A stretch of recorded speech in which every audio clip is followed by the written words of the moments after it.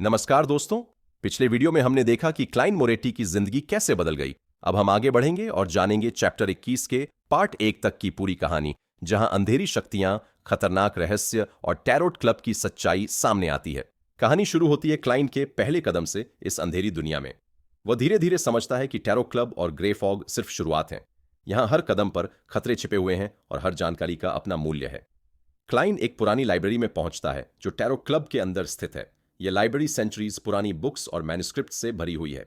हर book और हर page में mystical symbols, rituals और सीक्रेट इंस्ट्रक्शंस लिखे हुए हैं। वह इन सभी डॉक्यूमेंट्स को ध्यान से पढ़ता है और यह समझने की कोशिश करता है कि कौन से रूल्स और कोड्स उसे अपनी सुरक्षा और पावर के लिए फॉलो करने होंगे। लाइब्रेरी में उसकी मुलाकात कुछ माइनर बियॉन्डर्स से होती है। ये लोग लाइब्रेरी और टैरो क्लब के सीक्रेट्स प्रोटेक्ट करते हैं। जब क्लाइन उन्हें देखकर सरप्राइज्ड होता है, वे इनिशियली सस्पिशियस हो जाते हैं और उससे पूछते हैं कि वह यहाँ क्यों आया है। क्लाइन अपने काल्म बिहेवियर और नॉलेज से उन्हें कन्विंस करता है कि वह थ्रेट नहीं है। इसके बाद वह बिना किसी ऑब्स्टिकल के इन्फॉर्मेशन पढ़ने में लग जाता है। फिर उसे टैरोट क्लब के द्वारा एक सीक्रेट मिशन दिया जाता है। उसका ऑब्जेक्टिव है हिडन बियॉन्डर अलायंसेज और उनकी एक्टिविटीज के बारे में जानकारी जुटाना। इस मिशन में क्लाइन को केयरफुल प्लानिंग और स्ट्रेटेजी की जरूरत होती है। वह आइडेंटिफाई करता है कि किससे जानकारी लेनी है, किससे बचना है और कब किसी एक्शन को एग्जीक्यूट करना है। मिशन के दौरान क्लाइन को पता चलता है कि टैरोट क्लब के अंदर हर मेंबर का एक सीक्रेट रोल है। हर कोई अपनी अलायंसेज और पावर मेंटेन करने के लिए लगातार मैन्यूवर करता है। क्लाइन ऑब्जर्व करता है कि सटल मैनिपुलेशंस और हिडन पॉलिटिक्स यहां हमेशा चलती रहती हैं। उसकी नजरें हर मूव, हर जेस्चर और हर कॉन्वर्जेशन पर होती हैं। वह धीरे धीरे समझता है कि बियॉन्डर्स नॉर्मल ह्यूमंस की तरह नहीं होते। उनकी एबिलिटीज, स्ट्रैटेजी और पेशेंस कहीं ज्यादा कॉम्प्लेक्स होती है।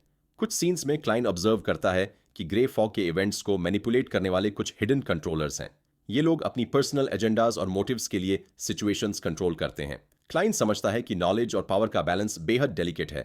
एक भी गलती उसकी सैनिटी या लाइफ के लिए डेंजरस साबित हो सकती है। उसके बाद क्लाइन इंफॉर्मेशन गैदर करने के लिए सीक्रेट कोड्स और मैसेजेस डिकोड करता है। हर क्लू और हर हिंट उसे आगे बढ़ने में मदद करता है। वह मेटिकुलसली डिटेल्स को नोट करता है और नेक्स्ट स्टेप्स प्लान करता है। लाइब्रेरी से निकलते हुए क्लाइन रियलाइज करता है कि जितना इंफॉर्मेशन उसने पाया है, उतना ही रिस्पॉन्सिबिलिटी भी उसके ऊपर है। इसके बाद क्लाइन वापस अपने रूम आता है। वह गैदर्ड इंफॉर्मेशन को ऑर्गेनाइज करता है और पॉसिबल थ्रेट्स और अपॉर्चुनिटीज के बारे में सोचता है। उसका फोकस अब सिर्फ पावर गेन करना नहीं है, बल्कि अपनी सर्वाइवल और सैनिटी को प्रोटेक्ट करना भी है। क्लाइन धीरे धीरे सीखता है कि इस दुनिया में नॉलेज बराबर पावर और पावर बराबर रिस्क होता है। हर डिस्कवरी, हर सीक्रेट उसके लिए एक नई चुनौती लेकर आती है। वह ऑब्जर्व करता है कि हर बियॉन्डर के पास यूनिक एबिलिटीज और स्ट्रैटेजीज होती हैं। यह उसे समझ आता है कि केवल पोशन पीने या रिचुअल्स करने से नहीं, बल्कि प्लानिंग, ऑब्जर्वेशन और इंटेलिजेंस से ही सर्वाइवल पॉसिबल है। लाइब्रेरी के बाहर क्लाइन को पता चलता है कि ग्रे फॉग के मिस्टीरियस इवेंट्स में कई लेयर्स हैं। कुछ इवेंट्स नॉर्मल ह्यूमंस के लिए हार्मलेस दिखते हैं, लेकिन बियॉन्डर्स के लिए वह ट्रैप्स और टेस्ट्स हो सकते हैं। क्लाइन धीरे धीरे समझता है कि इस दुनिया में हर चीज सुपरफिशियल नहीं है। जो दिखता है वह हमेशा सच नहीं होता। उसका पहला मिशन सफल रहता है। वह इंफॉर्मेशन गैदर करता है और वापस टैरोट क्लब में सबमिट करता है, लेकिन उसे यह रियलाइजेशन भी होता है कि यह जर्नी कभी आसान नहीं होगी। हर सक्सेस का मतलब और ज्यादा रिस्पॉन्सिबिलिटी और चैलेंजेस है। क्लाइन अब पूरी तरह से अवेयर है कि बियॉन्डर बनना सिर्फ पावर पाने के बारे में नहीं है। यह कॉन्स्टेंट विजिलेंस, ऑब्जर्वेशन और कैलकुलेटेड डिसीजंस लेने के बारे में है। क्लाइन का इंटरेक्शन कुछ माइनर बियॉन्डर्स के साथ और लाइब्रेरी में डिस्कवरी सीन्स उसे यह भी दिखाते हैं कि नॉलेज पावरफुल होती है, लेकिन नॉलेज के साथ रिस्क भी प्रोपोर्शनल होता है। हर न्यू इन्फॉर्मेशन उसे ज्यादा कॉशियस और स्ट्रेटेजिक बना रही है।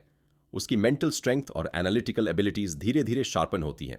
चैप्टर के आखिरी सीन्स में क्लाइन अपने रूम में बैठकर गैदर्ड नॉलेज को रिव्यू करता है। वह नेक्स्ट स्टेप्स प्लान करता है और पॉसिबल थ्रेट्स के लिए सिनेरियोज इमेजिन करता है। उसको समझ आता है कि इस जर्नी में पेशेंस और केयरफुल ऑब्जर्वेशन सबसे बड़ी स्किल्स हैं।